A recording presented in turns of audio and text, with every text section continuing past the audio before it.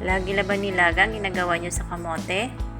Pues panoorin nyo tong video, ituturo ko sa inyo kung paano nyo gawing maging masarap ang simpleng nilagang kamote.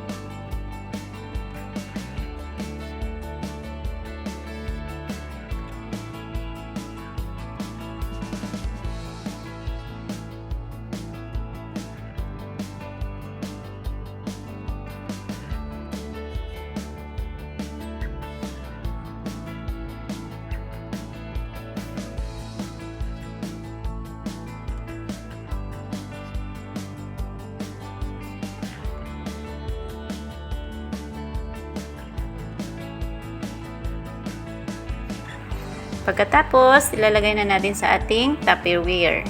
Pagkalagay na natin dyan, ilalagay na natin siya sa ating ref. Bago kainin, kailangan malamig para mas lalong masarap. Kung nagustuhan niyo itong video, please like and follow para susunod ko pang mga videos. Salamat sa panunood!